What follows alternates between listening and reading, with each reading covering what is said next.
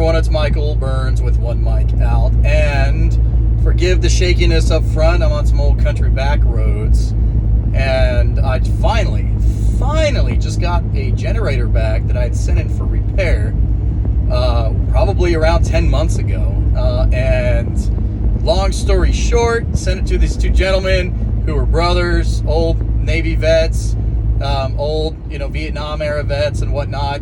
And, they sent the generator was in for warranty work, and they couldn't fix it, so they replaced it, and the generator manufacturing company sent the generator to them instead of to me. Long story short, there was a bit of delay because one of the brothers died.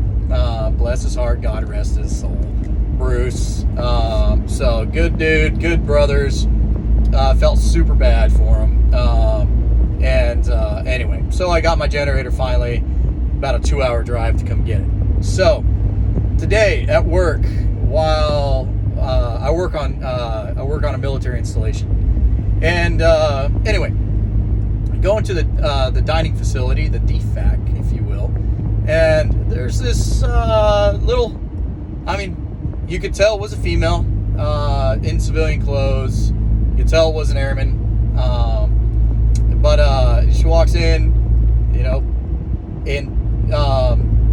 they look like, male clothes, but whatever, to each their own. Piercings in her nose, ears, all that kind of stuff.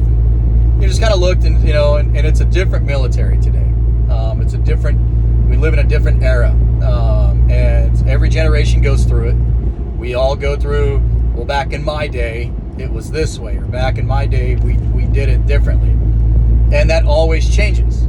It's always going to change. That's the only thing constant is change. And so, in looking at this, it caused me to stop and think, why do so many feel the need and the urge to be viewed so different? Why do we try to just set ourselves apart? And it's different. It's different if you're setting yourself apart through action than it is through the low-hanging fruit, which is appearance. And it's the same psychology, in my opinion, that many of us in the military, whenever we have a new incumbent commander or first sergeant, sometimes some of the very first changes that those leaders would make had to deal with dress and appearance. And it got me thinking that the two are related. And how they're related is because it's easy.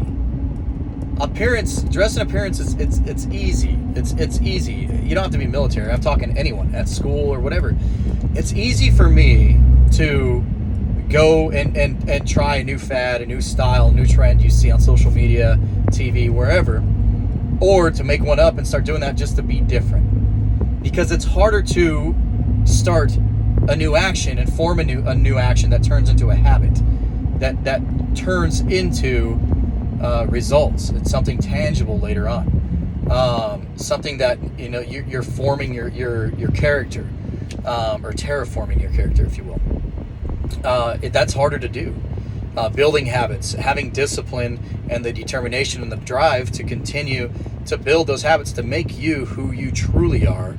Not what social media or something like that says you should be, or a group of friends or other people say you should be, or should dress a certain way, or talk a certain way, or look a certain way.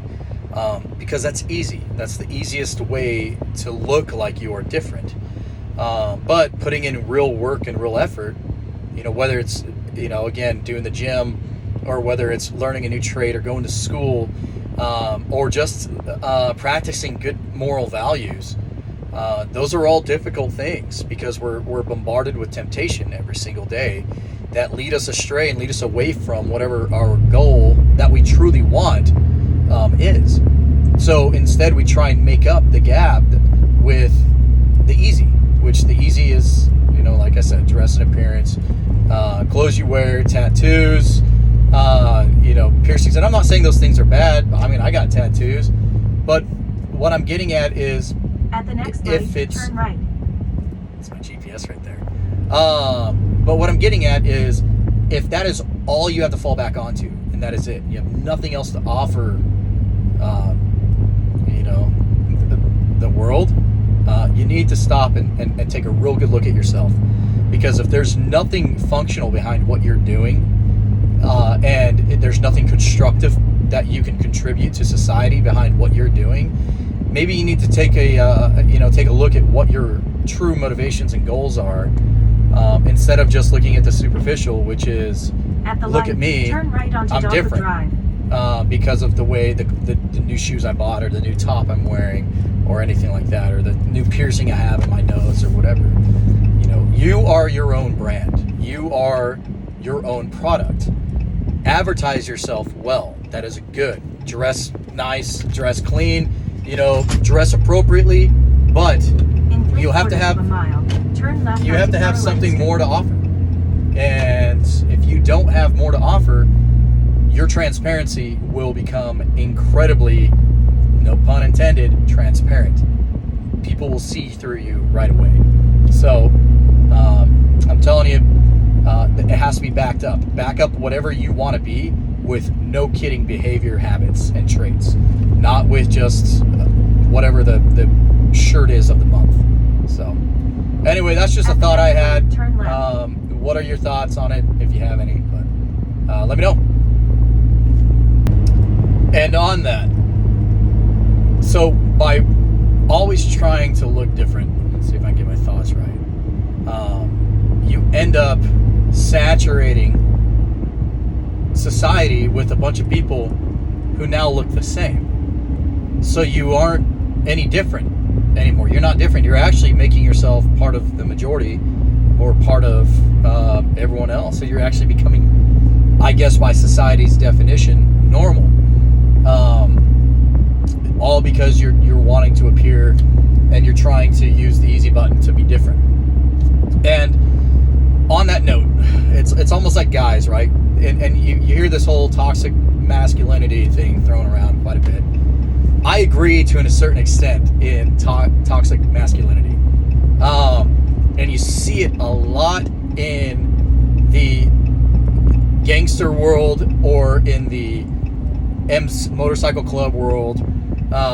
You see it a lot in those types of worlds where you have individuals who want to still be a part of a brotherhood, or they never were a part of a brotherhood, and they want to experience that, or they, and I hate saying it, but they're out there, those who have low self-esteem, who feel like they need to be protected in numbers, and so they join themselves up with a group who, says they're going to help them out and all this other stuff, and yada yada yada. Not to get into the details and the weeds with it all, because there's different rabbit holes you can take to talk about all that. But what I'm getting at is this: I'm driving in my truck right now, talking to a fucking phone, and dude on a motorcycle coming the other way up over a bridge, just riding, has his hat on backwards, just like me, sunglasses on, just mean mugging.